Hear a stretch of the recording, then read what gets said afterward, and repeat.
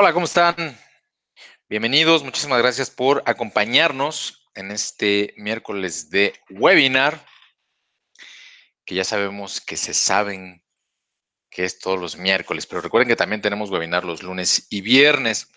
Obviamente, cuando llegamos a cubrir eventos o hacer entrevistas, a veces no transmitimos en lunes o en viernes, pero los miércoles siempre vamos a transmitir, ¿de acuerdo? Así es de que pues para que lo pongan en su agenda. Acuérdense que si nos siguen, si activan la campanita en YouTube y nos siguen en Facebook, pues reciben una notificación, ¿no? En Facebook te dice, Skena está transmitiendo en vivo. Y en YouTube te avisa media hora antes, entonces pues, está padre porque te puedes preparar, ¿no? Así como, sí es cierto que van a transmitir este tema que me gusta, ¿no? Así es de que síganos en redes sociales, es súper, súper importante. Y también es muy importante que nos ayuden compartiendo. ¿De acuerdo? Ya vamos a llegar a 12,000 seguidores en Facebook, cosa que les agradecemos muchísimo. Y en YouTube me parece que estamos por llegar a 5,000. Así es de que les agradecemos muchísimo y pues compartan para que siga habiendo mucha comunidad. Ahorita mandamos saludos, pero antes de ello, quiero comentarles que hoy se mandó un boletín con información de becas. Tenemos muchísimas becas de varios eventos, ¿sí? Pues afortunadamente para nosotros, estas becas son para clientes de Skena, para nuestros clientes. Así es de que revisen su bandeja. Para mala suerte de los que no son clientes de Skena, bueno, pues es que no les podemos dar becas. Muy bien, que es uno de los beneficios finalmente de ser clientes de Skena, ¿no? Recuerden que pasado mañana, viernes, vamos a el viernes a las 10 de la mañana. Y el tema es cardiomiopatía chagásica en perros. ¿De acuerdo? Así es de que, bueno, pues no se lo pierdan. Próximo viernes a las 10 de la mañana, tiempo del centro de México. Recuerden que todos los eventos los subimos a nuestra página y a nuestras redes sociales. Así es de que síganos y también visiten la página para que vean, nos quedó muy bonita y tenemos ahí un calendario. ¿De acuerdo? Y también en esa página pueden suscribirse al boletín para que, bueno, pues les esté llegando y puedan ver los eventos de todo el año y artículos de interés, ¿no? En México, el día de mañana se celebra el Día del Amor y la Amistad. Ahí, si quieren, en los comentarios, platíquenos en tu país cuándo se celebra el Día del Amor y la Amistad. Aquí en México es mañana, 14 de febrero. Y bueno, pues les mandamos un fuerte abrazo a todos los médicos que nos siguen, a todos los médicos que nos están viendo. ¿De acuerdo? Y bueno, pues nada, ayúdenos a compartir estos webinars. ¿De acuerdo? Recuerden que nuestro foro es exclusivo para médicos veterinarios. También recuerda que publicamos pues los eventos más importantes. Si por ahí sabes de algún evento que no ves en nuestras redes o en nuestro calendario, háznoslo saber y con mucho gusto lo incluimos. Les comento esto porque, bueno, pues de repente me encuentro médicos que dicen, oye, yo organizo eventos y inclusive semanales. Y digo, bueno, pues avísanos y con mucho gusto lo difundimos. Porque, insisto, el webinar es cómodo, es interesante, porque lo puedo regresar, sí, pero no hay nada como el evento en vivo, ¿de acuerdo? Acuérdense que en los eventos presenciales pueden ustedes aprovechar para saludar a los colegas, para conocer nuevos colegas, para interactuar con los ponentes y eso, bueno, pues está padre. ¿Se le vale? Bien, rápidamente voy a enviar saludos.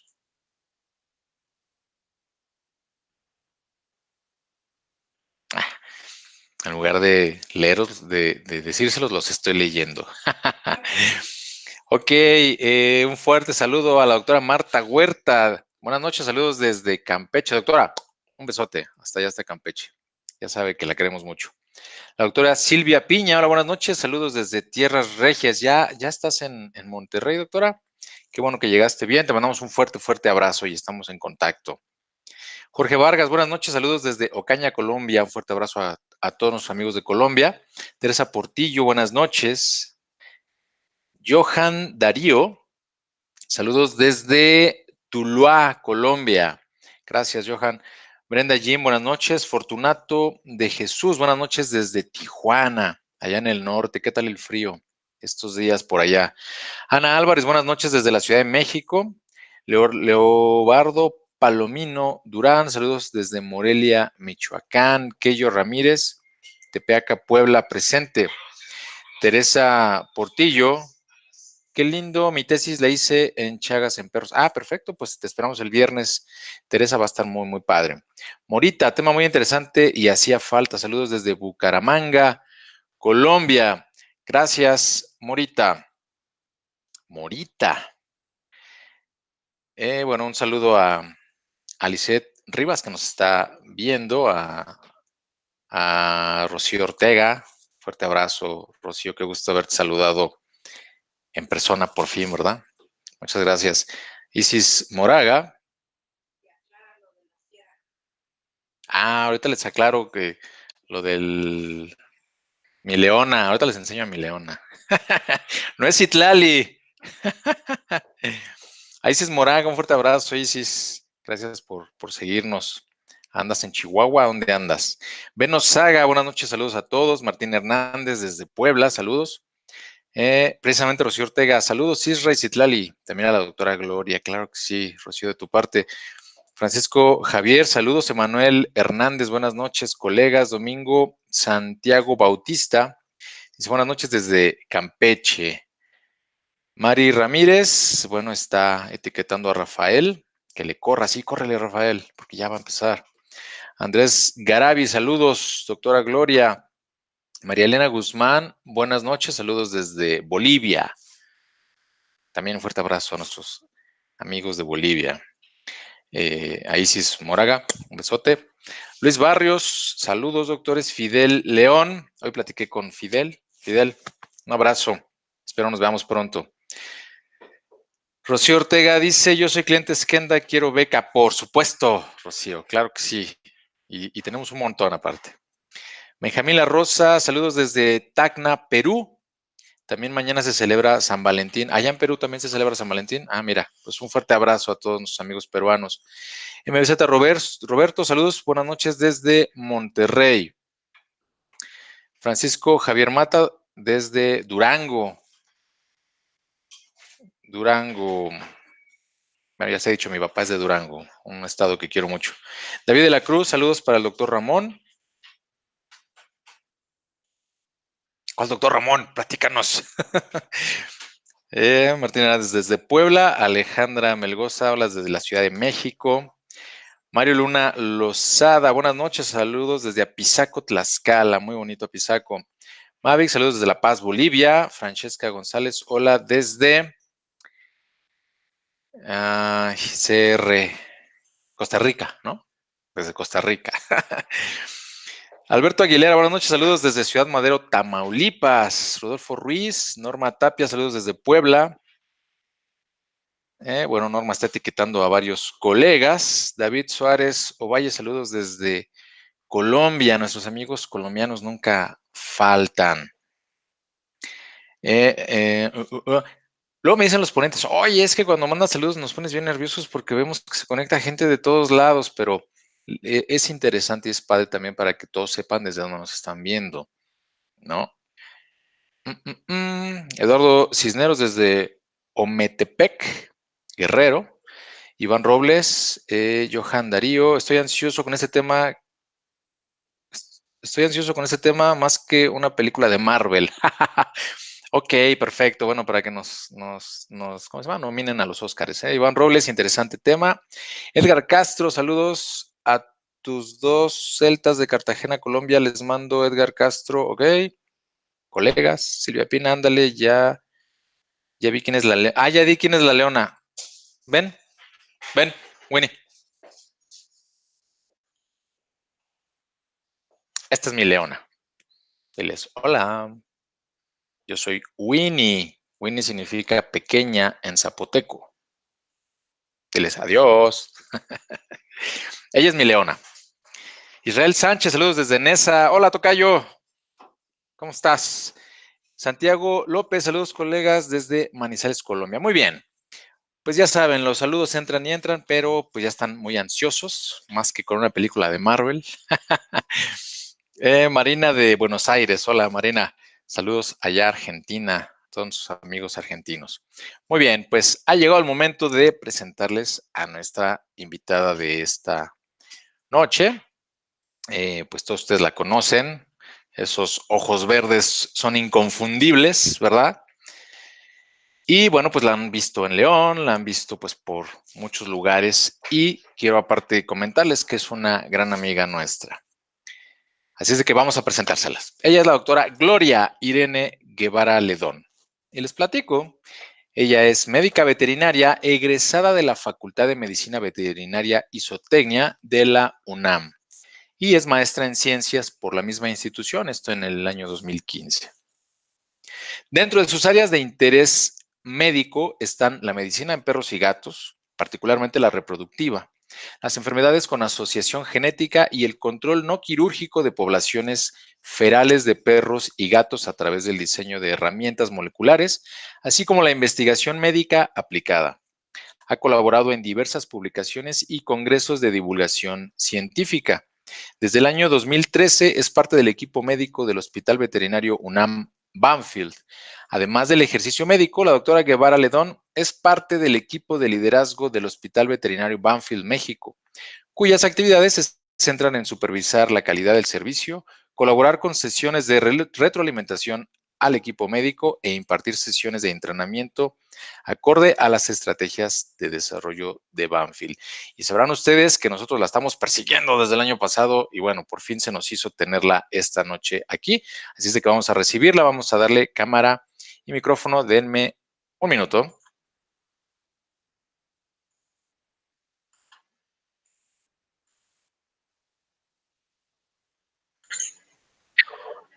Gloria, ¿cómo estás? Hola Israel, ¿cómo estás? Buenas noches. Muy bien, muchísimas gracias. Oye, pues por fin te tenemos esta noche con nosotros. Pues muchísimas gracias por recibirme, por el espacio y pues por la apertura para que podamos compartir. He tenido también súper buenas experiencias con los demás ponentes que han estado acá y ojalá pueda contribuir en algo. Claro que sí, Gloria, pues bienvenida. Es un placer tenerte aquí y pues el auditorio es completamente tuyo. Adelante. Súper. Bueno, pues lo primero que me gustaría hacer es agradecer a todos el tiempo para estar acá. Ya a las 9 de la noche es un momento en el que habitualmente o ya estamos descansando o revisando los últimos pacientes y demás, así que el hecho de que se den el tiempo para estar aquí de veras me honra. Y pues bueno, le propuse a Israel desde el año pasado que podamos hablar de temas asociados a mi área de interés y de experiencia que tienen que ver, si bien, como lo comentaba Israel, con la reproducción, mi área de interés no es particularmente traer más perros al mundo, pero es algo particular y de todos los días en la clínica. Entonces, el diagnóstico de gestación y el manejo clínico de mascotas, es decir, habitualmente de ejemplares que no tienen realmente un cuidado y una programación para prepararse a la gestación, es algo que vemos acá todos los días y pues es lo que quisiera compartir con ustedes, como qué es lo que hacemos acá, cuáles son las herramientas que utilizamos cotidianamente y pues un par de tips y un poco del fondo teórico de lo que significa la gestación, la búsqueda de anormalidades y cómo podemos ayudar a estas perritas. Así que bueno, pues empecemos. Me gustaría que al final, si tenemos toda la sesión de preguntas y lo podemos hacer más interactivo, creo que estaría buenísimo. Las presentaciones que yo comparto habitualmente son cortas porque me parece que hay que llevar 2 o 3 mensajes a casa de algo súper práctico, como es la evaluación, el diagnóstico y el seguimiento de una perrita gestante.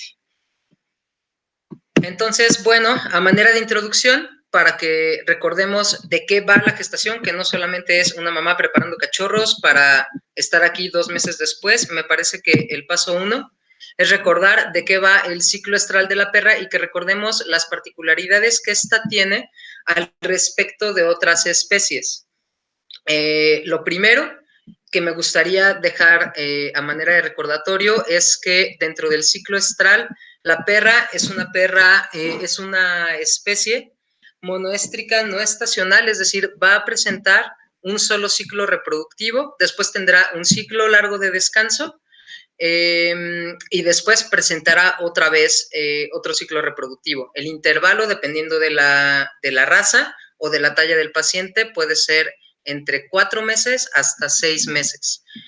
Y bueno, habiendo sabido esto, donde no hay una influencia directa de una época del año para que el celo se presente, hay que recordar otro par de detalles más que nos pueden de repente ubicar bien en perras que están gestantes y perras que no lo están y cómo podemos distinguir entre ellas, que es a veces un poco confuso asociado a la historia clínica.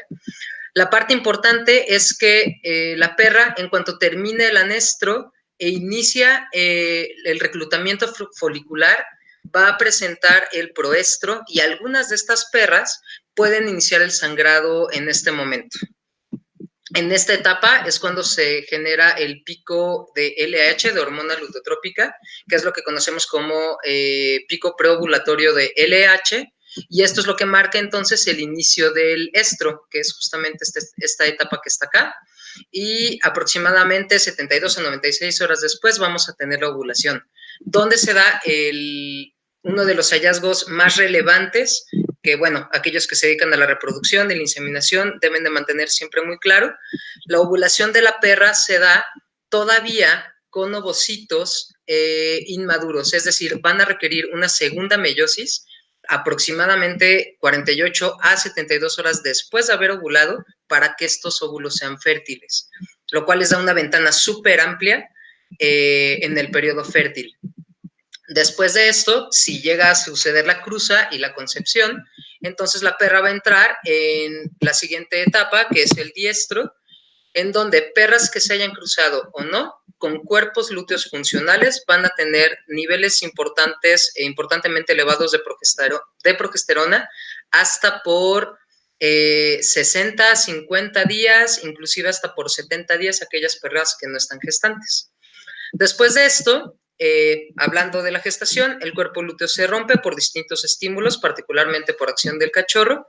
Tendremos entonces elevaciones importantes de prolactina y el parto. Entonces, recordando estas etapas, con esto creo que podemos manejar rápidamente la idea de cómo abordar una perra gestante o de la cual se sospecha de la gestación en la clínica.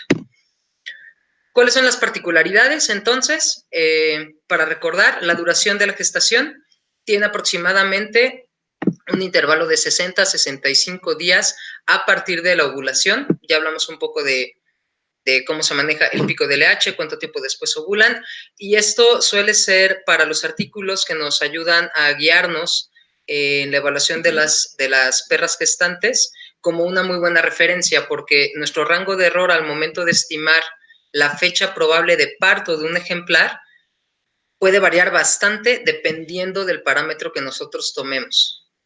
En cuanto a niveles de progesterona, recordar que evidentemente esto se va a secretar gracias a acción del cuerpo lúteo. A manera de puntos de corte fáciles, la ovulación sucede alrededor de los 5.4 nanogramos por mililitro.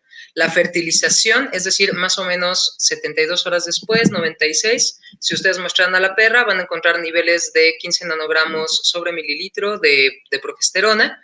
Y el diestro se confirma con un cuerpo lúteo funcional a partir de los 35 nanogramos sobre mililitro. Y esto puede pasar más o menos 96 horas después. Hay perras que durante el primer tercio de la gestación pueden llegar a tener inclusive 70 nanogramos sobre mililitro, pero los niveles mínimos para mantener una gestación son 40 nanogramos.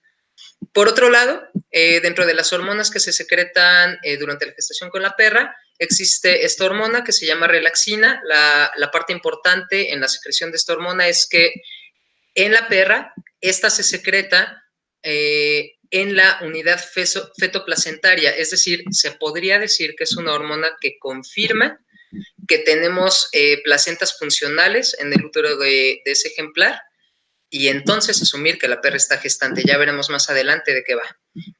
Por otro lado, esta misma hormona se encuentra en la glándula mamaria, sin embargo, no tiene una acción biológica que ayude a sustentar la gestación in útero, pero es un evento que también se observa. A diferencia de otras especies, el corion de las placentas de las perras no generan hormonas gonadotropinas coriónicas, y esta es la única hormona que se puede asumir se secreta de manera exclusiva por la placenta de la perra. Y por otro lado, la prolactina, que si bien es una hormona que se secreta en la segunda mitad de la gestación, se sabe que es fundamental para mantener la gestación adecuada en el último tercio de la misma, ¿vale? En el primer tercio, la verdad es que en el primer tercio, inclusive en el 50% de la gestación, no tiene mayor relevancia, pero sí tiene un papel importante en el último tercio de la gestación para mantenerle y entonces llevar a buen término el parto. Por otro lado, pues el tamaño de la camada puede ser variable. Podemos tener desde el síndrome de cachorro único, que no es algo normal, y el tamaño siempre está asociado a la talla de la madre.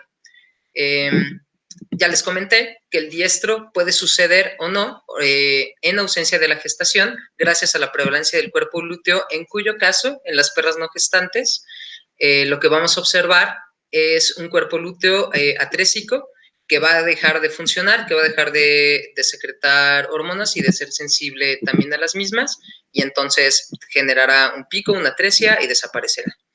Y por otro lado, recordando esta etapa del ciclo estral donde la ovulación tiene un periodo súper largo, en donde podemos tener óvulos fértiles en un periodo de más o menos 5 días, es común encontrar camadas que son proclives a la superfecundación, y esto solo se refiere a una camada que tiene más de un padre.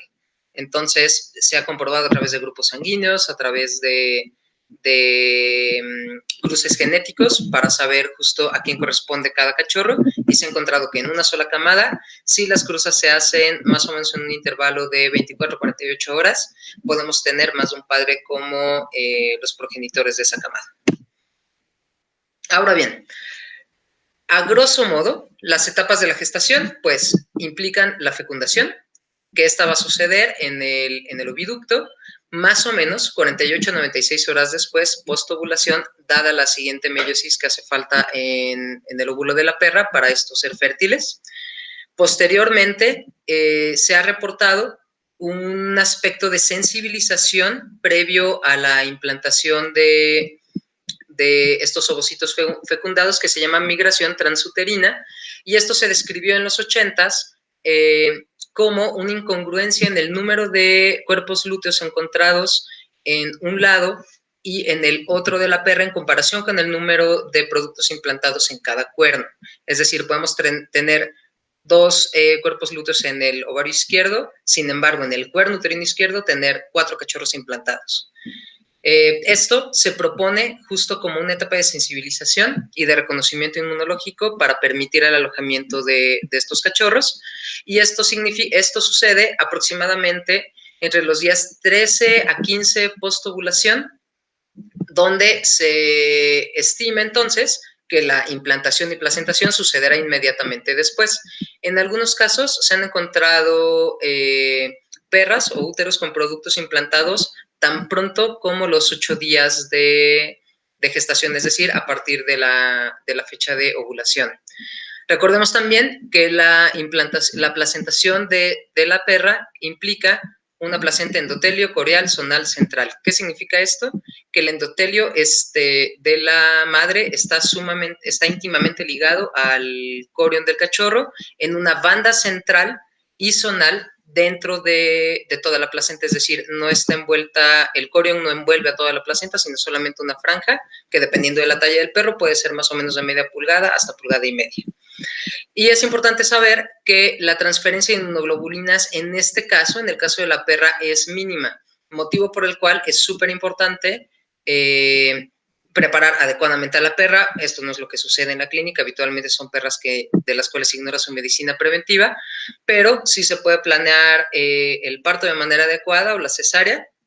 Lo más importante es obtener calostro para que estos cachorros en las primeras 72 horas puedan tener tanta cantidad de calostro como sea posible, ya que es ahí donde de veras van a adquirir la inmunidad pasiva de la madre. Y por otro lado, el crecimiento de los productos se va a dar alrededor del día 40 post-ovulación, y esto tiene que ver con el cuidado de la perra durante la gestación y la educación que tenemos que darle al propietario, particularmente al respecto de la ración de alimento que necesita este ejemplar. Ahora bien, ¿cómo culmina la gestación? Pues evidentemente con el parto. Hay datos que reportan que la duración total pudiera ser de hasta 16 horas, sin embargo, podemos tener, mientras exista una placenta viable, partos tan largos como 42 horas. Nadie va a soportar, ningún cliente, ningún médico va a soportar un parto tan largo, y habitualmente intervenimos antes, lo cual me parece adecuado. Y bueno, la cadena del parto inicia gracias a una falla, por decirlo así, un envejecimiento de la vasculatura placentaria que genera hipoxia en el feto. Entonces, la liberación de cortisol, que va a estimular la luteólisis, y entonces una bajada abrupta de progesterona. Esto que va a generar de inmediato la relajación del cérvix, estimulará las contracciones uterinas. Tendremos también la acción de prolactina, que va a permitir también tanto la bajada de la leche como estimular contracciones, la secreción de oxitocina, que es básicamente la hormona encargada de regular las contracciones uterinas, y el desprendimiento placentario. Al final tendremos la expulsión del producto y, bueno, se estima que el intervalo entre un producto y otro no debería de pasar los 30 minutos una vez que ha iniciado el parto. Bien, importante al respecto de esto, saber que la luteólisis va a suceder de 24 a 36 horas previas al alumbramiento del primer producto, y esto está súper ligado a un evento de hipotermia que lo tengo acá mencionado, en donde podemos tener inclusive temperaturas de hasta 37.1 grados centígrados, y podemos estimar entonces que dentro de las siguientes 24 horas esa perra va a tener, debería de manifestar el parto, y si no, pues vale la pena que la familia intervenga o que la lleven al veterinario porque nosotros podamos hacer algo. ¿Qué otras cosas suceden? Dada la luteólisis, la caída abrupta también de progesterona. Al momento del parto, los niveles de progesterona son de alrededor de 2 nanogramos sobre mililitro. El estradiol también empieza a caer, tenemos más o menos una elevación una semana previa al parto, y el día que llega hasta 100 picogramos, y el día del parto podemos tener hasta 20 picogramos. La relexina es indetectable en este momento. Los niveles de prolactina pueden llegar hasta 40 nanogramos por mililitro, y 4 días después del parto podemos llegar a tener hasta 117 nanogramos.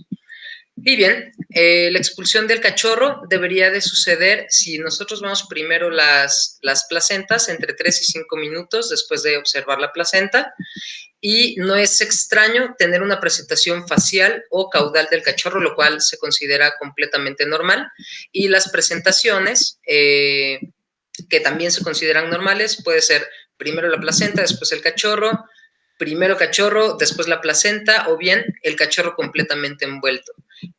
Lo importante en este caso es mantener siempre al tanto que si el cachorro es expulsado con la placenta, lo que tenemos que hacer de inmediato es remover todas las membranas, ya que la estructura de la placenta, siendo súper blanda en el amnios, se va a adherir fácilmente a la cavidad oral y también a las narinas, lo cual inmediatamente va a meter en un proceso de hipoxia el cachorro, y lo podemos perder muy rápidamente. Importante recordar que el intervalo máximo entre la presentación de un cachorro y otro debería de ser de 2 horas, y esto también es algo importante al momento de educar al cliente, para saber en qué momento, por muy controlado que esté todo, tiene que acudir con el veterinario para que podamos intervenir y salvar al mayor número de cachorros posible. Bien, ahora sí, habiendo recordado en breve de qué va la teoría sobre la gestación, ¿qué es lo que hacemos todos los días acá en el hospital? Es el diagnóstico. Llegamos siempre con historias donde pensamos que la perrita está gestante, y el paso 1 es confirmar el diestro. Todo el tiempo nos toca acá en el hospital recibir consultas que nos hablan de una perrita que de por sí ya era un poco gordita y la ven un poco rara, está entera, no tienen como claridad de cuándo fue el último celo, pero ven al macho con el que vive, pues, no sé, como muy entusiasmado y han visto que se montan, no conocen el proceso adecuado de monta y demás, así que el motivo de consulta es, creo que mi perra está gestante. Y antes de pensar en algo mucho más elaborado, lo primero que tenemos que hacer es conocer una historia clínica de manera adecuada, es decir, cuándo fue el último día de sangrado de la perra, y entonces regresamos un poco a la realidad a los clientes para saber, bueno, pues la verdad es que fue hace como 5 meses y esta conducta sucedió la semana pasada, así que tal vez valga la pena diagnosticar también dentro de nuestros diferenciales una vaginitis, una infección o cualquier otro evento que no tenga que ver exclusivamente con la gestación. Y por otro lado, una herramienta que nos ayuda también a esto es una citología vaginal. En esta diapositiva lo que les muestro es una citología vaginal típica de un diestro temprano, es decir, de la etapa en la que debería de iniciar la gestación, donde lo que vemos son un montón de eritrocitos todavía, es decir, estamos tomando esta citología al final del estro, muchas células intermedias con una relación núcleo-citoplasma más o menos 1.5 a 1. Hay una muy buena población de células, es decir, hay bastantes células adheridas entre sí y una buena cantidad de neutrófilos degenerados, que son estos pequeñitos de acá. Entonces, esta es una imagen típica de diestro que fácilmente puede ser confundida, por ejemplo, con una vaginitis. Si hubiera 3 veces más la cantidad de neutrófilos, pensaría entonces también en una infección que no se pelea, es decir, no está negada el desarrollo de una vaginitis con una gestación, pero vale la pena siempre mantener en cuenta que podemos tener 2 entidades fisiológicas o una entidad fisiológica como la gestación y una patológica como la vaginitis, que además es bastante común, particularmente en perras de criadero. Ahora bien, tal cual, hablando del diagnóstico de gestación, pues son 4 las herramientas generales que se tienen para poder hacer el diagnóstico. La primera y la más antigua es la palpación abdominal, que se basa en encontrar justamente vesículas gestacionales después del momento de la implantación, es decir, a partir del día 17 postovulación. Se necesita una maestría de veras súper entrenada en la palpación abdominal para poder distinguir asas intestinales de colon de un útero con pequeñas vesículas. Y esto es fácil de hacer en perritas pequeñitas cuando la práctica del diagnóstico de gestación es algo de todos los días. Me parece que en la clínica es algo de veras difícil de ser confiable, pero tenemos que observar cuáles son las herramientas que tenemos a nuestro alrededor y a la mano para decidir cómo vamos a actuar al respecto de esta perrita. Después del día 25 de la gestación y con perras de talla grande, este método no es confiable. ¿Por qué? Porque no vamos a encontrar fácilmente las estructuras uterinas. Y por otro lado, el útero estará suficientemente dilatado como para no permitir la distinción de las vesículas gestacionales, es decir, como tal cual, como un rosario, o evidentemente mucho más grande, más o menos las estructuras se estiman entre 1 centímetro, centímetro y medio cada vesícula. Ahora bien, como herramientas endocrinas, hoy día, recordando que la progesterona es una hormona que se secreta existiendo o no la gestación, tenemos kits comerciales que pueden diagnosticar la secreción de relaxina, más o menos, son pruebas que hoy día se envían al extranjero, por ahora yo no tengo conocimiento de alguien que lo haga aquí en el país, y el retorno de esta prueba de laboratorio es de más o menos 1 semana. ¿Cuándo se debe de tomar? Igual que en la palpación abdominal, a partir del día 17 de la ovulación o más adelante, y tardaremos entonces 7 días en saber la respuesta, y lo importante es tener en cuenta y el conocimiento, que esa es la parte difícil en la clínica, del día estimado de la ovulación. Si no tenemos un seguimiento adecuado de herramientas de progesterona o tal vez de citologías vaginales, muy probablemente no sepamos con certeza de qué va la edad gestacional estimada por la familia. ¿Cuál es la herramienta más común? Entonces, al menos acá en la ciudad, pues la práctica de estudios de rayos X, de manera experimental, se puede encontrar el útero dilatado a partir del día 17 de la gestación. Sin embargo, viendo el intervalo de la organogénesis en el producto, no se recomienda sino hasta el día 43 postovulación, en donde ya tenemos mineralización de las estructuras óseas. Ya veremos adelante un cuadrito que nos ayuda a estimar más o menos, según las estructuras que veamos en la radiografía, cuál es la edad gestacional a partir de rayos X. La parte más valiosa de esta herramienta es que es la herramienta más precisa para estimar el tamaño de la camada. ¿Por qué? Porque podemos tener 3 proyecciones que nos van a ayudar a ver cuántos cuerpecitos osificados tenemos. Y por otro lado, algo también súper valioso de las placas radiográficas, de esta herramienta, es que podemos estimar la talla del cachorro cercano a la fecha de parto y entonces considerar si vale la pena hacer una cesárea programada, dadas las dificultades probables que podamos tener al parto en comparación del diámetro del cachorro, de la cabeza del cachorro, y el canal de parto de la madre. Y por otro lado, el medio más popular entre los médicos que se dedican a la reproducción, pues es la ultrasonografía, ya que compite perfectamente bien contra los métodos más antiguos como la palpación abdominal para detectar la gestación a partir del día 16 postovulación. Sinceramente es una herramienta que requiere bastante entrenamiento para poder distinguir a una etapa tan temprana estructuras tan pequeñitas que pueden ser menores a 1 centímetro, que no tienen una diferenciación de órganos que nos puedan ayudar. Y por otro lado, hay que recordar que la implantación de los productos se va a dar a partir del día 17, es decir, en este momento puedo diagnosticar yo una perrita gestante y en una semana puedo ya no tener la gestación.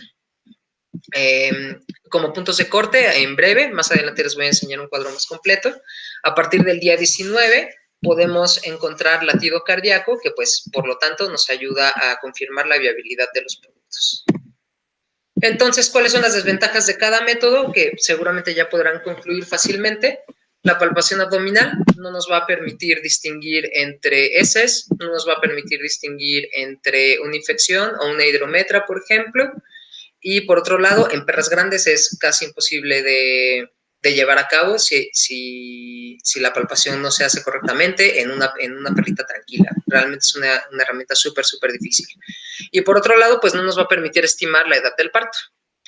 ¿Cuál es la mayor desventaja de las herramientas endocrinas como la relaxina? Es una herramienta costosa que tarda demasiado tiempo en darnos una respuesta en comparación con el ultrasonido, que básicamente lo podemos practicar al mismo tiempo. Entonces, realmente la estimación de la gestación a través de relaxina es algo que no se hace en la práctica diaria. Existe la herramienta, pero la verdad es que si tenemos a la mano un ultrasonido, es mucho más confiable, mucho más barato, mucho más rápido realizar un ultrasonido en el abdomen de la perra. Y bueno, ya que estoy hablando del ultrasonido, la parte importante a tomar en cuenta siempre con este estudio es que podemos tener una estimación incorrecta del tamaño de la camada. Por eso, el ultrasonido y los rayos X son estudios complementarios. Si bien el ultrasonido nos ayuda a seguir a la perrita desde muy, muy temprano, es decir, desde el día 20, por ejemplo, hasta el día 50, 55, nos puede ayudar entonces a marcar cuándo podemos tomar un estudio de rayos X para confirmar la edad, el tamaño de la camada, perdón, y entonces, como les compartía, las dificultades al parto que podamos tener. Como les comentaba, se recomienda hasta el día 45 de la gestación para evitar una radiación innecesaria en los cachorros y entonces algún efecto teratogénico asociado a estos estudios. Bien, como les compartía, el ultrasonido tiene varias ventajas y tenemos aquí una tabla que nos puede ayudar, si bien hay fórmulas que les voy a mostrar más adelante, nos puede dar una idea breve de qué está pasando con los cachorros al momento de la exploración. Al día 20 de la gestación podemos observar vesículas gestacionales, es decir, no vamos a distinguir órganos, ni siquiera latido cardíaco, sino hasta el día 23 al 25. Después del mes de gestación, del día 34 o 36, podremos ya ver el movimiento fetal y cercano al día 40 ya podremos ver entonces la diferenciación de la organogénesis. Estómago, vejiga, en este mismo intervalo, primero se distinguen los pulmones hiperecoicos al respecto del hígado, después esta apreciación cambia más o menos al día 45, donde el hígado se ve hiperecoico al respecto de los pulmones, y básicamente a término, si somos capaces de observar el intestino de un perrito en el ultrasonido, podremos asumir que ya estamos a días del parto.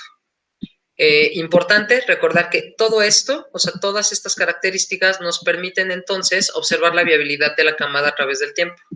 Cuando empezamos a hacer el diagnóstico, encontramos a unos productos en este intervalo, podemos observar el latido cardíaco, pero es importante no confiarnos con este solo estudio y citar al ejemplar, que reitero, no conocemos su historia, habitualmente no conocemos si tienen pruebas de el macho al respecto de estar libre de ciertas enfermedades. Vale la pena que hagamos más o menos cada 2 semanas un ultrasonido y entonces observar tanto la viabilidad de la camada, confirmando el latido cardíaco, como el correcto desarrollo de los mismos, distinguiendo la organogénesis en cada etapa. Y bueno, la parte más útil del ultrasonido es que nos va a ayudar a estimar la fecha probable de parto.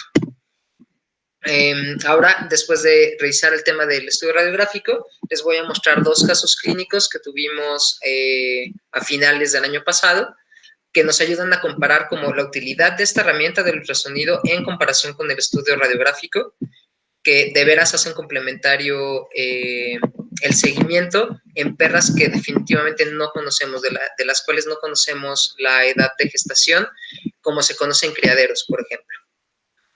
Ahora bien, entonces en el estudio radiográfico, ya que sabemos que se recomienda a partir del día 40, 43, podemos estimar en breve, si no tenemos un ultrasonido, pero sí tenemos un equipo de rayos X, al día 45 de la gestación, tomando esto en cuenta como el pico preovulatorio del LH, el esqueleto axial. ¿A qué me refiero? A cráneos, algunas costillitas y particularmente vértebras torácicas y, bueno, cervicales, torácicas y lumbares.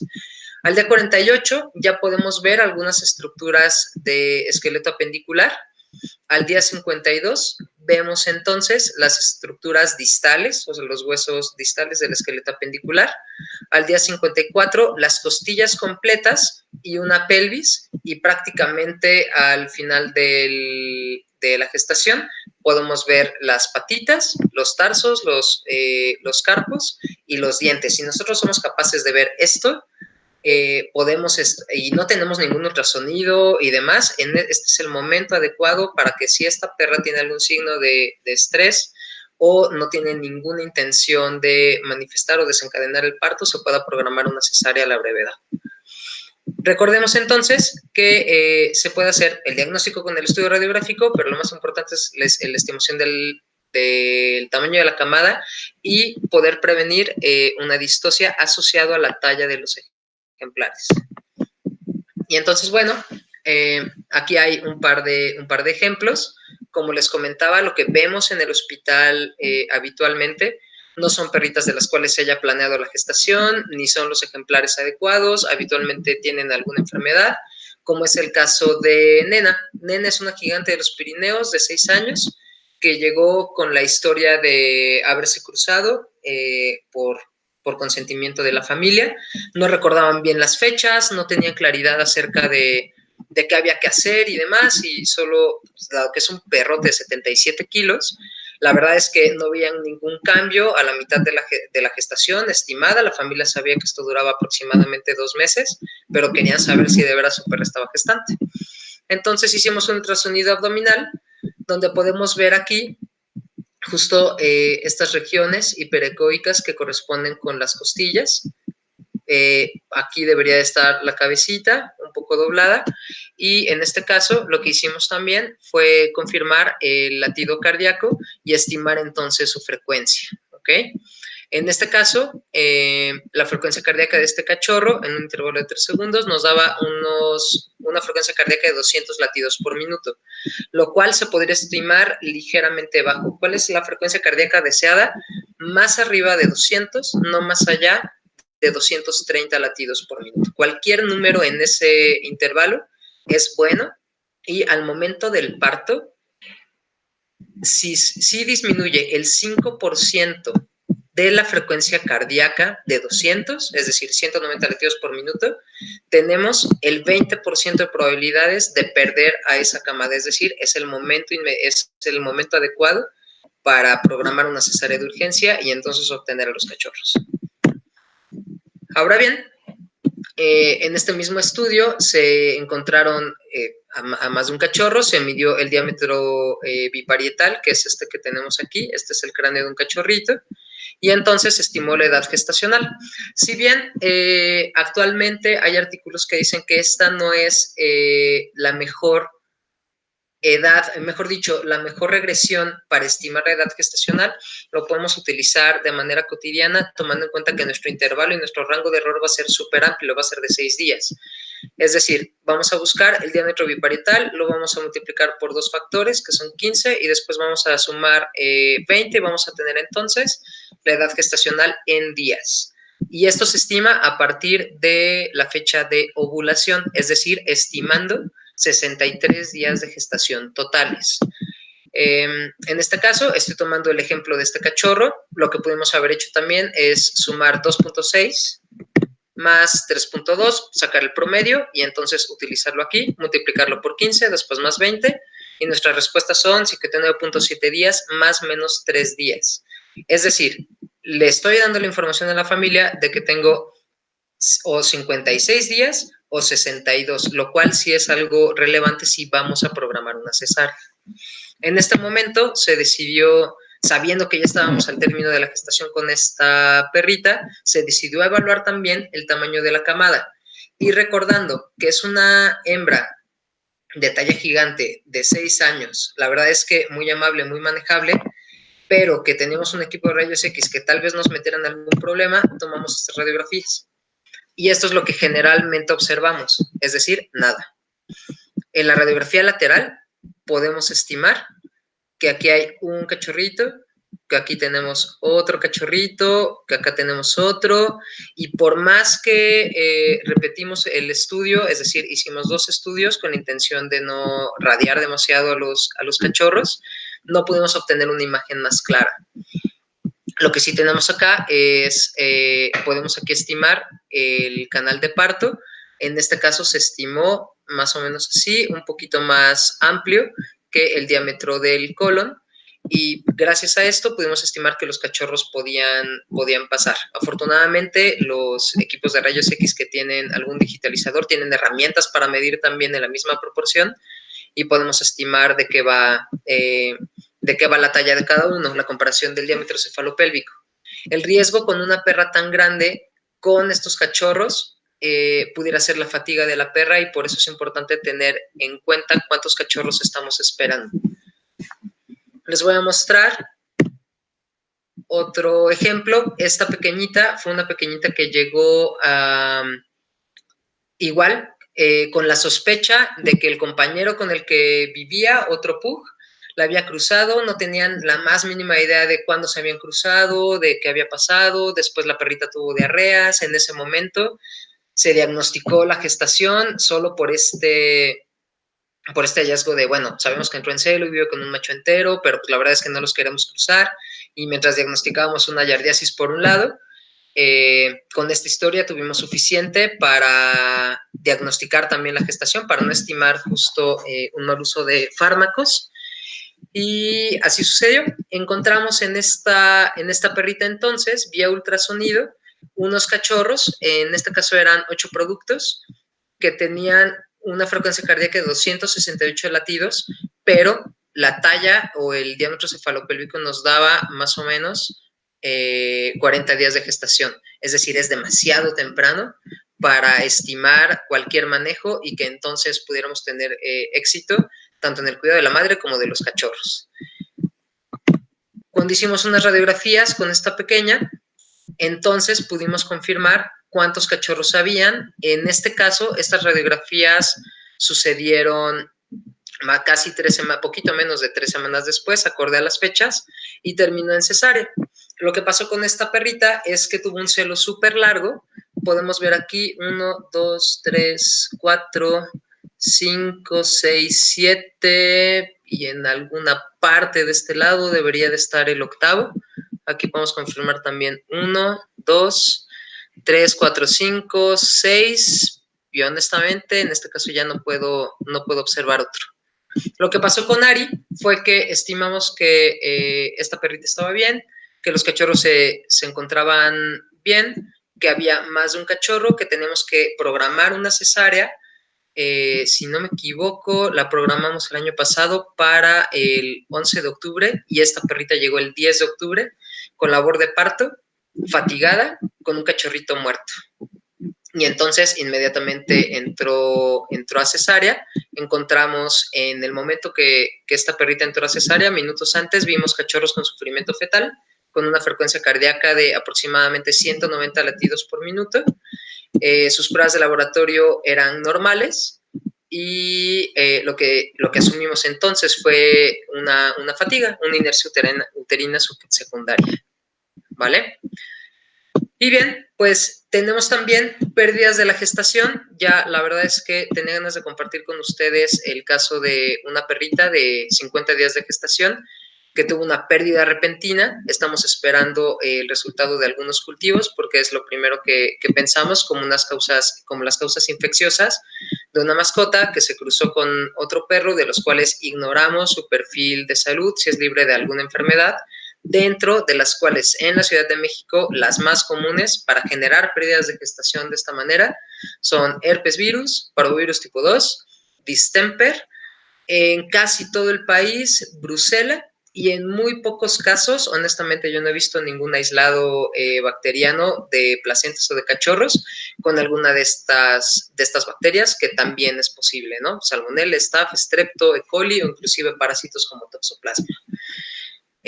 Otra de las causas importantes de la pérdida de gestación es una deficiencia energética, donde la verdad es que es súper, súper difícil que suceda. Generalmente lo que sucede con una deficiencia energética es entonces meter a la perra en una suspensión del parto, no de la gestación, o a menos que tengamos una perrita con una deficiencia energética severísima, vamos a ver perras infértiles que no abortan, es decir, que nunca quedan gestantes, pero que pueden ovular y no tienen entonces una implantación adecuada de los cachorros. Por lo tanto, la perra es infértil.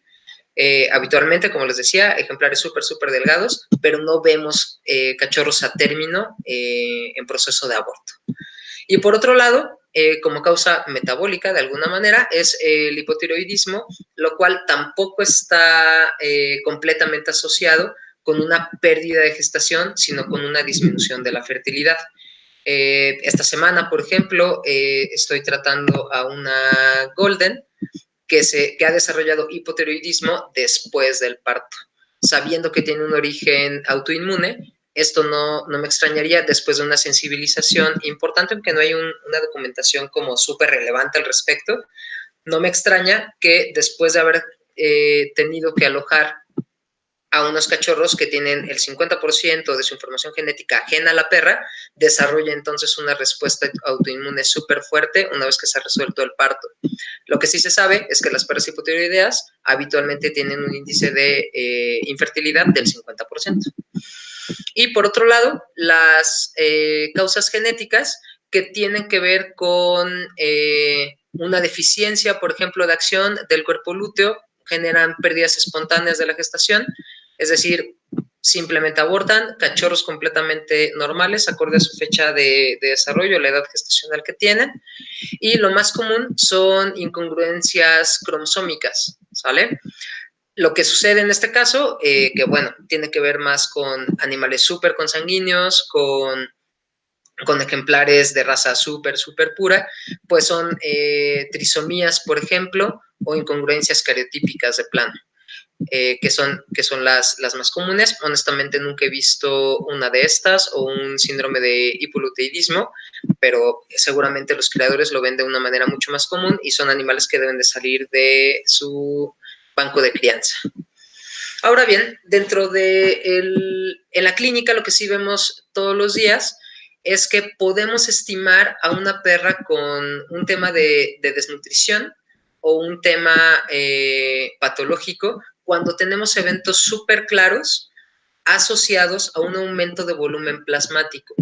¿Y a qué me refiero con esto? A que cuando conocemos al paciente y notamos o sospechamos de anemia, podemos tener en comparación con esa misma perra antes de la gestación una disminución del hematocrito del 20%, que sí la puede llevar a límites inferiores de los normales, y una disminución de hemoglobina también del 20%. Y esto tiene que ver con una mayor cantidad de agua circulante, es decir, de más volumen plasmático, no con una menor cantidad de glóbulos rojos circulantes. Por otro lado, urea y creatinina de la misma manera están disminuidos y se asocia exactamente a lo mismo, ¿vale? Y por otro lado es importante tener en cuenta que en pacientes diabéticas a partir del día 40 de la gestación se puede manifestar, aunque es raro que una perrita diabética quede gestante, pero sucede, pueden manifestar resistencia a la insulina, así que si tienen pacientes diabéticas bajo este tratamiento y demás, lo que vale la pena es a partir del día 40 hacer curvas de glucosa con el tratamiento habitual, porque si no, muy probablemente entre el día 40 y los últimos 4 o 5 días de la gestación tendrán que tal vez duplicar la cantidad de insulina que este ejemplar requiera para mantener sus niveles de glucemia normales. Esto se va a restablecer una vez que, dado que el metabolismo de glucosa se ve alterado gracias a progesterona, una vez que se rompe el cuerpo lúteo, esto se va a restablecer. Y ahora bien, al respecto de las distocias, pues solo quisiera abordar en breve cuáles son las causas más comunes que sí vemos en la clínica. Ejemplares con fracturas viejas, madres mayores a 6 años, enfermedades metabólicas, como ya los comenté, diabetes, obesidad puede suceder, causas infecciosas que ya revisamos, como factores reproductivos, síndrome del cachorro único, muerte fetal, torsión o ruptura uterina inclusive, o bien inercia uterina. Es raro que suceda, pero definitivamente tiene una presentación, está documentado, así que es importante distinguirlo. ¿Cuáles son los signos de distocia? Documentados, más allá de 71 días de gestación. La verdad es que una perrita que tiene 66 días de gestación, de la cual conocemos o estamos observando vía ultrasonido, se debe declarar como una perrita en distocia para poder salvar la vida de la madre. En este momento los cachorros pasan a segundo término. Importante estar claros acerca de la probabilidad de muerte fetal y el síndrome de cachorro único, que es la causa más común en la clínica diaria, que puede generar una gestación de 67 días y la perra y el cachorro están perfectos, pero estos cachorros, si no son extraídos vía cesárea, mueren abruptamente y entonces ponen en riesgo la vida de la perra. Sufrimiento fetal, como lo comentaba, latido cardíaco menor a 200 latidos por minuto, habla de una hipoxia severa. Se debe de sospechar ante una perra que tiene ejemplares con sufrimiento fetal y un esfuerzo claro y contracciones presentes de torsión uterina o bien de una inercia uterina primaria, es decir, que no es capaz de generar contracciones en el músculo liso del útero. Por otro lado, la inercia uterina secundaria, que habla de la duración del parto, es decir, esto pasa en perras pues ya viejas, mayores a 6 años, o en perras de camadas súper grandes, o bien que ya han agotado sus recursos de calcio y glucosa. Si estos dos recursos se agotan, entonces la perra inmediatamente va a entrar en inercia uterina secundaria, y por acá tengo también otra diapositiva que sugiere cuándo sí actuar quirúrgicamente o cuándo sí podemos actuar clínicamente. Evidentemente, signos de choque son cosas importantes, de choque hipovolémico, que nos regresa entonces a pensar en una ruptura o en una torsión uterina, tiempo de llenado capilar retardado, mucosas pálidas, taquicardia o bradicardia, es decir, choque compensado o no, y signos claros de hemorragia vulvar. Recordemos que durante el parto, la primera secreción y la más común que se va a observar es uteroverdina, es decir, no es sangre franca, sino, en pocas palabras, hemoglobina oxidada, que tiene el origen en el desprendimiento de las placentas. ¿Cuándo entonces pensar en el tratamiento médico de la distocia? Cuando conocemos al paciente, cuando no estamos haciendo el diagnóstico de gestación en esa consulta que habitualmente es de urgencia, cuando conocemos el tamaño de la camada o tenemos un ultrasonido previo, y cuando tenemos por lo menos a un cachorro ya expulsado por la madre de manera normal y tengamos entonces un resultado de laboratorio disponible, es decir, sabemos que puede estar cursando con hipoglucemia, con hipocalcemia, con algún desbalance electrolítico, o inclusive con un poco de deshidratación. Y si no tenemos signos de sufrimiento fetal o muerte al ultrasonido. Cualquiera de estas condiciones que cambia, inmediatamente tenemos que pensar que el tratamiento médico no es la opción, sino el quirúrgico. Y cuando no vale la pena ni siquiera pensar en esto, sino estabilizar al paciente lo más rápido posible y actuar para hacer una cesárea, cuando tenemos signos claros de hemorragia vulvar, lo más importante en este caso, asociado tal vez a choque hipovolémico, puede ser una ruptura uterina. Hemos tenido un caso acá, es decir, no es frecuente. Habitualmente lo que sucede son inercias uterinas secundarias por fatiga. Cuando no contamos con radiografías o rayos X, tenemos claramente los cachorros ahí y tenemos que actuar. En ese momento tenemos que hacer una cirugía. Cuando no tenemos ninguna alteración en química y hemograma, si fuera el caso, o tenemos un parto prolongado donde claramente todos los demás analitos son normales, pero no somos capaces de obtener a los cachorros. ¿Cómo podemos tratar rápidamente la inercia uterina secundaria, que tiene en serio una respuesta súper favorable en perritas que no se estresan de una manera grave dentro del hospital? Hipoglucemia, 1 mililitro sobre kilo, y B, evidentemente con una vía y una fluidoterapia establecida por lo menos de mantenimiento, y la hipocalcemia en una infusión no menor a 30 minutos en este intervalo, ¿no? Gluconato de calcio al 10%, de 0.5 a 1 mililitro por kilo del paciente, perdón, no por gato. Y por otro lado, la toneuterina, que realmente se utiliza más con criadores en una situación donde tenemos fatiga de la perra y no tenemos mayores alteraciones, podemos utilizar oxitocina en un intervalo no mayor a 30 minutos, no más de 3 aplicaciones. La verdad es que esto puede ayudarle a un ejemplar en no más de 3 unidades internacionales, que habitualmente es una dosis que nadie utiliza, siempre se utilizan dosis mucho mayores, que pueden generar entonces una ruptura uterina que traerá al paciente al hospital, ¿no? Para que podamos resolverlo. Y pues bueno, espero que esto haya sido de alguna manera útil, que tengan por lo menos un par de datos que puedan ser fáciles, que les ayuden a resolver temas simples dentro del diagnóstico de gestación. Y pues listo.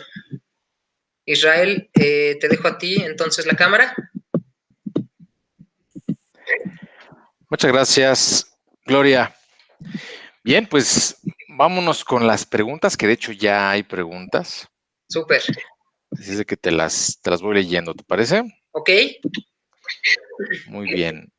Déjame. Aquí está. Mira, pregunta Marcela Alejandra Medina. Buenas noches. Una pregunta. ¿Es conveniente desparasitar a las perras en la gestación? Durante la gestación, no. Hay una clasificación de fármacos que deja en clasificación A, B, C, D, E, o sea, en nivel de riesgo, a ciertos fármacos. Por ejemplo, el Pirantel está dentro de los fármacos de menor riesgo. Sin embargo, en la primera mitad de gestación no se recomienda. Lo mejor es hacerlo antes de la gestación. Muy bien, muchas gracias. De nada. Pregunta. Bueno, te mandan muchísimos saludos. Gracias. Gracias a todos y a todos los amigos que conozco, y agradezco de veras se hayan quedado que escuchar. Muy bien, Agustín Guevara Romero dice, ¿cuáles son las causas de reabsorción de embriones y o fetos? Ok, bueno, saludos al doctor Guevara también. Las causas más comunes son estrés, es decir, una perra con niveles elevados de cortisol puede generar entonces reabsorción embrionaria, es decir, estímese esto antes del día 20 después de la cruza. La segunda puede ser inclusive la temperatura ambiental, es decir, un clima súper caliente puede elevar niveles de cortisol y también sucede. Es decir, una perrita peluda en un ambiente cálido. Estoy pensando inmediato en un San Bernardo que vive en la costa, por ejemplo. Difícilmente va a tener, por liberación de catecolaminas y de glucocorticoides, va a tener condiciones adecuadas. 3, herpes virus, parvo, distemper generalmente, son justamente enfermedades, o sea, las virales, las que van a evitar implantación, toxoplasma también, y una deficiencia de energía importante, o sea, una deficiencia energética grave, un ejemplar con una condición corporal 2 de 9, por ejemplo, difícilmente va a mantener la gestación y lo que observamos son reabsorciones embrionarias. Muchas gracias, Gloria. David Suárez.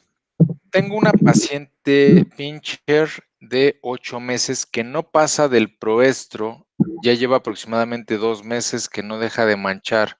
¿Cómo le podría ayudar? Ok. Una perrita pincher de 8 meses que lleva 2 meses sangrando. Lo primero que yo estoy pensando en este caso no es en alguna etapa de ciclo estral, sino en el desarrollo de algún tumor de células redondas. El más común es el tumor venéreo transmisible, que habitualmente sucede en zonas cálidas solo por conducta de los perros, no por el clima, pues, que generan entonces hemorragias. Entonces, lo primero que yo haría es determinar la etapa del ciclo estral con esa perrita para saber si de veras está en proestro o en estro, y aprovechando con esto se podría tener una sospecha de la existencia o no de un tumor de células redondas. No creo que esa perrita esté en estro o en proestro. Muy bien, gracias. Diego Guzmán Méndez, ¿qué alimentación o suplemento alimenticio para una perra en gestación? Qué buena pregunta. El requerimiento energético de una perra gestante, sin importar la talla o el tamaño de la camada, debe de ser la misma, o sea, el mismo requerimiento nutricional que se puede calcular acorde a la energía metabólica que requiere, hasta el día 40 de la gestación. Es decir, los primeros 2/3 de la gestación se deben de mantener iguales, y hay que tomar en cuenta que a partir del día 43 los cachorros van a empezar a crecer y entonces la capacidad de distensión del estómago de la perra va a empezar a disminuir. Para el día 55, la capacidad del estómago se ha reducido hasta un 70%, y entonces ya tienes el dilema de cuánto alimento le puedo dar y cuántas veces al día. Entonces, en pocas palabras, a partir del día 45, lo mejor es cambiar a una dieta de cachorro, que en resumen tiene casi 4,000 kilocalorías por kilo. Y entonces, el factor de gasto metabólico de esa perra debe de aumentarse 30% más o menos a partir del día 40. O sea, una vez que tienen la energía metabólica en mantenimiento calculada de esa perra, pueden aumentar el 30% hasta la fecha del parto. Muy bien, muchas gracias. Mónica Contreras, buenas noches. Vi que Zoetis maneja una prueba, Witness Relaxing. ¿La recomienda? No sé si existe en México y reitero, yo no la recomendaría porque solo nos va a decir si existe una placenta activa que genera relaxina, ¿vale? Y este número debe ser a partir, si no me equivoco, de 4 nanogramos por mililitro, y no vas a tener mayor información. Pero también ignoro el costo de la prueba. Si no hay ninguna otra herramienta disponible de imagen, y en este caso sí estoy hablando de ultrasonido, y tienes a la mano esta prueba rápida, vale la pena. O sea, vale la pena porque ya sabemos entonces que tenemos una perrita gestante y se le puede dar seguimiento acorde a sus necesidades. Y por lo menos tiene cachorros implantados. Muy bien, muchas gracias. Olga Ocampo. Disculpe una pregunta. Una vez en una conferencia escuché que un médico nos recomendó que a las hembras gestantes se pueden desparasitar después de 40 días, ya que algunos parásitos atraviesan la placenta.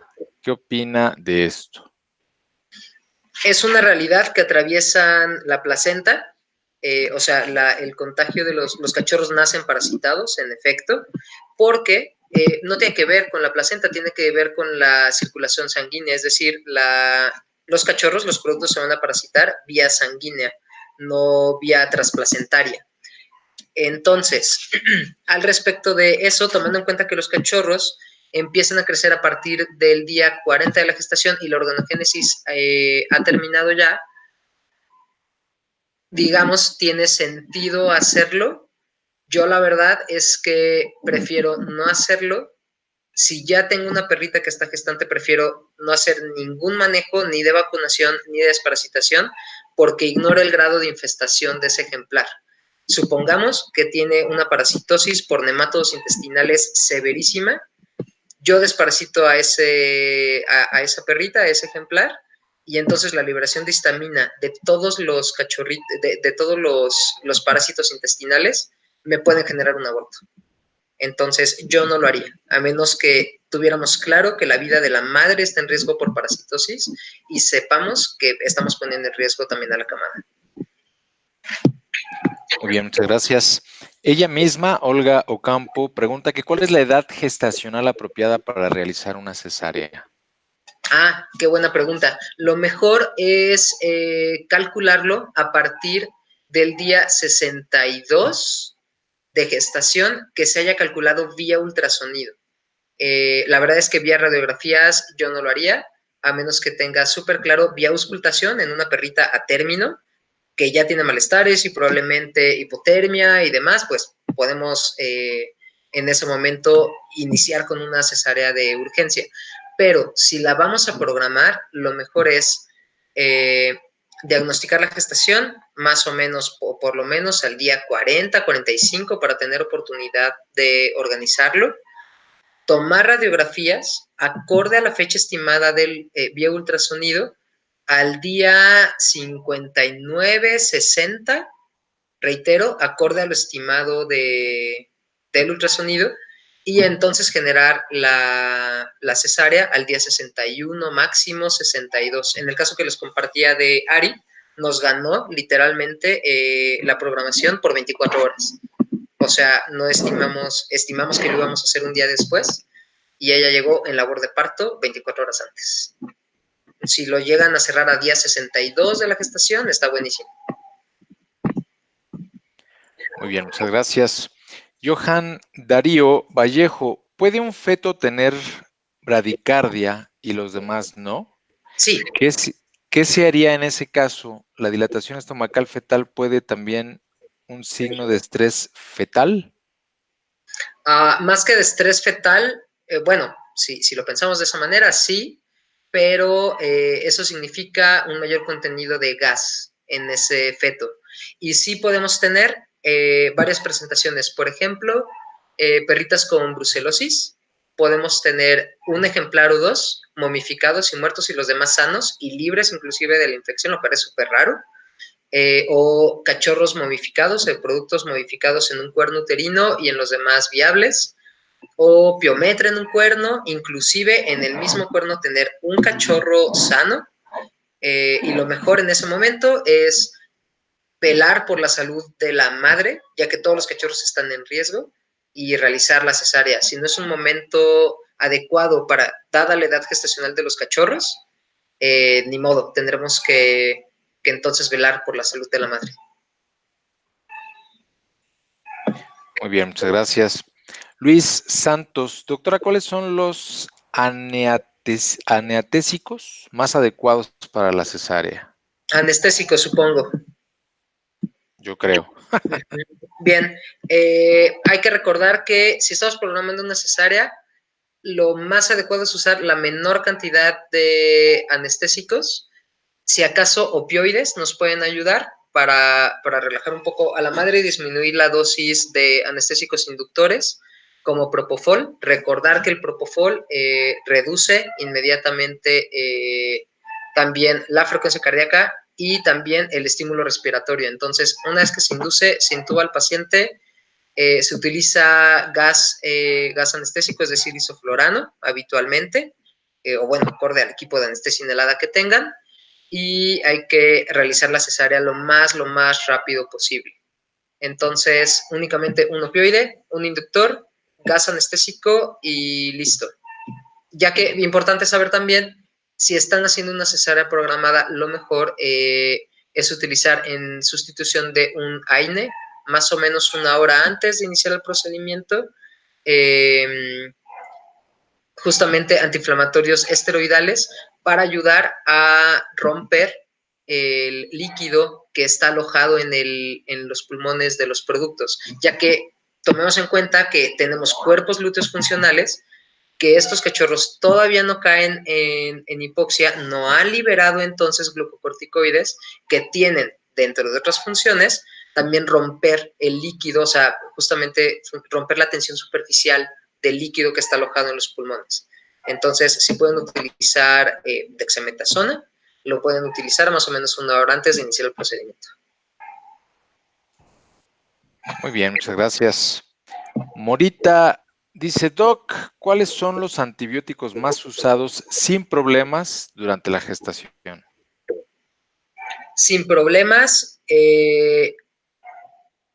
bueno, todos los antibióticos están asociados mínimo en nivel de riesgo 2, o sea, en una clasificación B, y es importante utilizar bacteriostáticos y no bactericidas. Es decir, las lincosamidas no son adecuadas, las sulfas no son adecuadas, y los más comunes son, por ejemplo, penicilinas. Y tienen que justificar súper bien su uso y tener claro cuáles son los riesgos al respecto, que generalmente son efectos teratogénicos durante el primer tercio de la gestación. Muchas gracias. Francisco Javier Mata, una perra bajo condiciones normales y sin patología alguna, y por cuestiones del propietario desea programar la cesárea, ¿a los cuántos días recomienda usted programar la cesárea? Reitero, si tenemos el ultrasonido al día 61, 62 máximo, acorde a la fecha estimada vía ultrasonido. Muy bien. Cristian José Peraza. Buenas noches, doctora. ¿Qué es más común o más deseable? ¿Que nazcan los cachorros, placenta cachorro, cachorro placenta o cachorro aún envuelto? Lo más deseable es que obtengamos cachorros con la placenta independiente. Ya que, como les comentaba, el amnios se adhiere súper rápido en el momento que pasan por el canal de parto a las mucosas. O sea, lo que más nos importa en este caso es cavidad oral y nariz. Entonces, va a ser mucho más difícil retirar toda la placenta de ese cachorro para poder tener la vía aérea permeable. Entonces, lo más deseable, en resumen, es mismo número de cachorros, mismo número de placentas. Si no es así, muy probablemente haya alguna placenta retenida o un cachorro retenido que requiere entonces por lo menos ultrasonido y estudios radiográficos. Esas perras generalmente, si hay cualquiera de los dos, placenta o productos retenidos, generan fiebre las siguientes 24 horas, lo cual no es normal en ningún caso después del parto. Muchas gracias, doctora. Wilmer Devia. Buenas noches. Sobre el uso de la metocloropramida para aumentar la leche. Pues no lo he utilizado, siendo un receptor, no sé si tiene el conducto mamario, honestamente, receptores H, que es donde actúa la metoclopramida, pero lo que habitualmente se utiliza es, por ejemplo, cabergolina. Entonces desconozco el uso de metoclopramida para estimular la bajada de la leche, la verdad. Muchas gracias, Danilo Montenegro. Ha de ser mi primo, Danilo Montenegro. Dice, ¿cuál es su experiencia con el uso de anestesia epidural? Honestamente, mi experiencia es 0. Sin embargo, colegas que lo utilizan tienen un súper éxito porque el volumen de anestésicos, particularmente de propofol y de suflorano totales, son mínimos. Entonces sí tiene muchas ventajas. Yo honestamente no lo he utilizado. Muy bien, muchas gracias. Blanca Serrano Moreno. Hola, buena noche. ¿Qué hacer con no natos con pielectasia diagnosticada por ultrasonido. En humanos sugieren seguimiento terciado y diuréticos. En nuestros pacientes, ¿qué se recomienda? Estoy pensando casi segura en bulldogs. Habitualmente hay errores cromosomales y lo mejor es, honestamente, terminar la gestación y no repetir esa cruce. O sea, habitualmente la acumulación de líquido va a prevalecer. Muy bien. Ella misma completa la pregunta y dice, ¿y diagnóstico de la posible causa de obstrucción? Generalmente son genéticas, es decir, puedes cruzar a la misma perra con otro macho y tener una gestación normal. Acerca de realmente o sea, tal cual el gen que lo genera, honestamente no lo tengo, pero con todo gusto, si me da su correo, lo puedo buscar y se lo comparto. Muy bien, muchas gracias. Ana Álvarez, me imagino que es cuánto tiempo antes de la monta es aconsejable poner la vacuna quíntuple a la hembra reproductora para que transmita a los cachorros una buena inmunidad por el calostro? Si es un tema de refuerzos, si es una perra que ya tiene un cuadro de vacunación completo y conocemos el calendario y demás, un mes antes. Muy bien, gracias. Isaac Israel Hernández, buenas noches. ¿Tiene experiencia con el uso de algepristone? ¿Cómo lo usa? Lo he usado pocas veces. Habitualmente lo que estimulo es realmente esterilizar a la perrita, pero bueno, sí lo he utilizado en el pliegue inguinal, es una aplicación súper dolorosa y lo que generalmente sucede es que, bueno, tomemos en cuenta que lo he utilizado y la recomendación tal cual del algepristone es utilizarlo antes de los 17 días de la gestación, nunca lo he utilizado después de la implantación y lo que observo es, en efecto, una ausencia de gestación, ¿no? Una ausencia de implantación, involución, por decirlo así, regresión uterina, o sea, no hay mayor tema, y generalmente al siguiente celo desarrollan hidrometria. Muy bien, doctora, muchas gracias. Johan Darío Vallejo, tuve una paciente gestante de 10 meses con parvovirosis. Presentó un feto muerto y lo abortó solo a él. ¿Era necesaria la cesárea para interrumpir esa gestación? Esto sucedió tras su mejoría clínica. Lo recomendable para ponderar la vida de la madre sobre los cachorros definitivamente era terminar la gestación. Muy bien, gracias. Víctor Osuna, ¿qué dosis de dexametasona se utiliza? 1 miligramo sobre kilo, generalmente subcutáneo. Muy bien. Luis Santos, si un cachorro muere después de los 50 días y los demás están vivos, ¿se puede salvar la camada? De preferencia no, porque hay que saber cuál es la causa de muerte. O sea, habitualmente un cachorro que tienes muerto a esa edad se debe de pensar no en una causa infecciosa, pues, de inmediato. Entonces, lo que vale la pena ahí es terminar la gestación, ponderar de nuevo qué es lo que nos importa más, si la camada o la madre. Habitualmente la reproductora es más relevante que los cachorros, y sobre eso lo que yo recomiendo es terminar la gestación. Muchas gracias. Ángeles Rivera, buenas noches. ¿Cuál cree que es la causa de cachorros con anasarca? Se pinta tal cual como un problema multifactorial, multigenético, y como una alteración de la composición de proteínas, de glicoproteínas que acumulan demasiada agua. Se ve súper común en braquicéfalos muy consanguíneos. Entonces, la propuesta es justamente que es un origen multigénico asociado a la raza, generalmente por genes recesivos.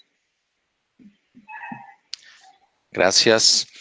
Luisa Puchuri, buenas noches. ¿Cuáles pueden ser o cuál puede ser la causa de perras que sus camadas mueren exactamente a los 15 días de nacidos, uno por uno? Eso me suena, estos temas como tan recurrentes son habitualmente característicos de herpes virus, de infecciones no diagnosticadas de distemper o este síndrome que se llama en inglés Fairing Puppy Syndrome, el síndrome del cachorro en sufrimiento todo el tiempo. Hay que buscar o hay que tener siempre en cuenta el intervalo de alimentación de los cachorros, descartar paladares hendidos, por ejemplo, hipoglucemia y enfermedades virales. Pero habitualmente si tienen estos 15 días, generalmente es un tema de herpes que vale la pena evaluar. Pudiera ser un tema bacteriano y lo mejor ahí es enviar a los cachorros a necropsia para hacer los cultivos adecuados. Muchas gracias, doctora. Cristian Araujo. Hola, doctora, buenas noches. ¿Algunos tips para el manejo del cachorro recién nacido? Bueno, la verdad es que en una actitud súper conservadora, si la madre tiene conducta maternal adecuada, es decir, limpia a los cachorros, los alimenta cada hora, no importa la raza, no importa la talla de la perra o el tamaño de la camada, si está alimentando a los cachorros cada hora, están en un sitio por lo menos de unos 25 grados centígrados, me refiero a la habitación, en el sitio en el que estén, aislados de cambios de corriente de aire, con un sitio hablando de las instalaciones para la madre que le permitan echarse cerca de los cachorros, pero no encima de los mismos, es decir, con algunos topecitos para que escapen los cachorros y la mamá se eche encima. Es lo que debemos de cuidar, intervenir lo menos posible, porque las primeras 48 horas, la verdad es que las primeras 2-3 horas donde inicia el reconocimiento de la madre y el cachorro son fundamentales, y si podemos no intervenir y permitir que la madre haga toda la labor, está buenísimo. Si la madre está en un parto natural, hay que nada más estar súper seguros de que está expulsando cada cachorro con cada placenta, ya les compartí, no importa el orden, que los está limpiando, reanimando adecuadamente, cortando adecuadamente el cordón umbilical. Si quieren pueden ustedes ahí asegurarse de colocar una ligadura simple con alguna sutura absorbible, unos 2 centímetros del cordón y ya, sin intervenir demasiado, y asegurarse de que la vía respiratoria, de que las narinas, pues, de que la vía aérea está disponible, es suficiente para permitir que la perra pueda tener el mejor contacto y los cachorros también. Lo importante es que estén todos súper calientitos, es decir, en un ambiente más o menos, como les decía, unos 25 grados centígrados es adecuado para que los cachorros no se enfríen, y si están fríos lo importante es calentarlos, porque el cachorro se va a dejar de mover, y una madre que reconoce a un cachorro frío, aunque siga vivo, no lo va a estimular, va a estimular a todos aquellos que sigan tibiecitos. Estoy hablando de el momento postparto inmediatamente. Muy bien, muchas gracias. Mónica Contreras, buenas noches. Si no se cuenta con anestesia inhalada, ¿qué otros anestésicos recomienda usar en una cesárea? Bueno, si no hay manera, lo que se puede utilizar es algún opioide, disociar al ejemplar lo más rápido posible y una benzodiazepina. En la dosis mínima adecuada. Si tuvieran acceso, por ejemplo, en ese caso, a una anestesia epidural, pudieran utilizarla para disminuir las dosis. Hay que tomar en cuenta que no es lo mismo, hablando un poco de una práctica clínica adecuada para el ejemplar, para la madre, no es lo mismo disociar a un ejemplar que evitar que sienta dolor, ¿no? Entonces, la recomendación en breve es eso, un opioide, algún disociativo y alguna benzodiazepina. Muy bien, muchísimas gracias. Jimena Vargas, buenas noches, doctora. ¿Qué tanto tiempo tarda el pico de LH para generar la ovulación? El pico de LH se da en un intervalo súper corto, es decir, en un tema de, si no mal recuerdo, aproximadamente 6 horas, y después de haber alcanzado la concentración máxima, aproximadamente de 48 a 72 horas, sucede la ovulación. Muy bien, muchas gracias. Bueno, acabamos de expulsar a una persona en Facebook que, bueno, al parecer no es médico. Ya se fue, ya lo expulsamos. expulsamos. Somos muy malos. Gustavo Luna dice, buenas noches, doctora. En relación al uso de alicin, usted mencionó que produce una alteración en el útero. Pues, si bien el producto, justo lo que compara entre otros progestágenos es intervenir solamente en los receptores de progesterona del útero, lo cual es incongruente la maduración del útero con los productos que se quieren implantar. Entonces, no lo dije, pero bueno, básicamente así funciona. Y en comparación con otros progestágenos, lo que ofrece es una menor probabilidad de que genere una infección uterina posterior. Si bien lo que he observado es que en el siguiente celo, si la perra no se cruza, genera hidrometra, es decir, una acumulación de líquido estéril, es decir, no una infección inmediata. La hidrometra es uno de los factores súper riesgosos o que hacen propensa a un ejemplar a manifestar biometría. Eso es lo que sí he visto, la acumulación de líquido en el siguiente celo, en el cordón uterino. Muy bien, doctora. Bien, siguen entrando muchísimas preguntas. Voy a leer únicamente 2 más porque, bueno, se está haciendo tarde y la doctora Gloria sigue en el hospital, ¿verdad, doctora? Así es. Así es de que, bueno, para dejarla ir, ¿ok? Entonces vamos por 2 preguntas más. Claudia Yarel, si una perrita gestante tiene sarna sarcóptica, ¿qué medicamento recomendaría? Gracias.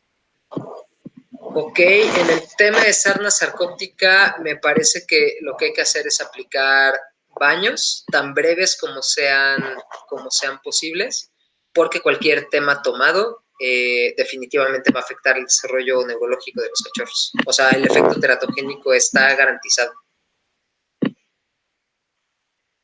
Muy bien, muchísimas gracias. Vamos con la última pregunta, que es de Diana Armenta, y dice, doctora, buenas noches. ¿A partir de qué tiempo se presenta la hipocalcemia después del parto? He tenido perras que después del mes llegan con estos signos. Muchas gracias, gran conferencia. Muchísimas gracias. Dependiendo del estado nutricional de la perra, es decir, si no conocemos su perfil electrolítico o algo, hay que estimarlo si tenemos una perra en inercia. Y en efecto, la doctora tiene razón, es mucho más probable que una perra con un estado nutricional regular a malo, con una mala alimentación, particularmente en el aporte de minerales, genere este problema por una lactancia exacerbada. Entonces, aquí también hemos salvado a un par de perritas con hipocalcemia severa en un estado tetánico de choque, justo más o menos a la segunda semana de lactancia, que es el momento en el que ocurre el pico de lactancia justamente. Pero aún así, al parto también ha sucedido. O sea, también lo tenemos en niveles menos severos, pero también puede pasar. Excelente, doctora. Bien, con esa pregunta terminamos la sesión de preguntas y respuestas. Sabemos que hay más, pero bueno, si regresan el video, van a poder ver por ahí el correo de la doctora, para que igual pues le puedan mandar un correíto, o a través de nosotros, como gusten. Gloria, tus comentarios finales, por favor. Pues bueno, la verdad es que Israel, estoy súper agradecida con ustedes, con Skenda, con toda la comunidad que se ha quedado conectada hoy. Me parece que al respecto de esto, particularmente el diagnóstico y seguimiento de la gestación o de cualquier mascota en esta situación, requiere, además del seguimiento adecuado de ese ejemplar, la educación hacia la familia de hacia dónde van, por qué lo cruzaron, para qué es lo que quieren obtener, y si están de acuerdo en la crianza, estimular la mejor crianza posible, que significa tener el ejemplar adecuado, tener la inversión adecuada y el seguimiento adecuado, tanto de la madre como de los cachorros, hasta el momento en el que decidan colocarlos en algún lugar. De veras, muchas gracias, Israel, por esta oportunidad. Me da muchísimo gusto estar aquí.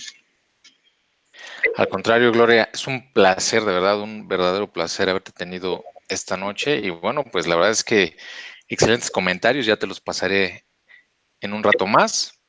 Y de verdad te agradecemos muchísimo. Ya sabes que en Skenda te apreciamos, todo el equipo te apreciamos muchísimo y nos encanta platicar y nos encanta tenerte esta noche aquí. Así es de que al contrario, el placer es todo nuestro. Gracias, es recíproco. Y pues gracias a todos, de veras. Muchísimas gracias. Gloria, bien, pues vamos a dar por concluido este webinar. Solo les recuerdo que pasado mañana vamos a tener al doctor Cuauhtémoc Gutiérrez Espinosa con el tema cardiomiopatía chagásica en perros. ¿De acuerdo? 10 de la mañana, tiempo del Centro de México, no se lo pierdan. Muchísimas gracias a todos los que se conectaron. Fuerte abrazo a todo México, Centro y Sudamérica. Y un fuerte abrazo porque recuerden que mañana es el Día del Amor y la Amistad acá en México. Así es de que los queremos a todos. Doctor, un fuerte abrazo hasta allá, hasta Banfield. Muchas gracias, Israel. Gracias a todos, de veras. Que tengan buena Cuídate noche. mucho. Te manda saludos también, Citlali. Un fuerte abrazo. Vale. Cuídate. Bye Igual. bye. Bye. Gracias a todos. Gracias a todos. Bye bye. Chao.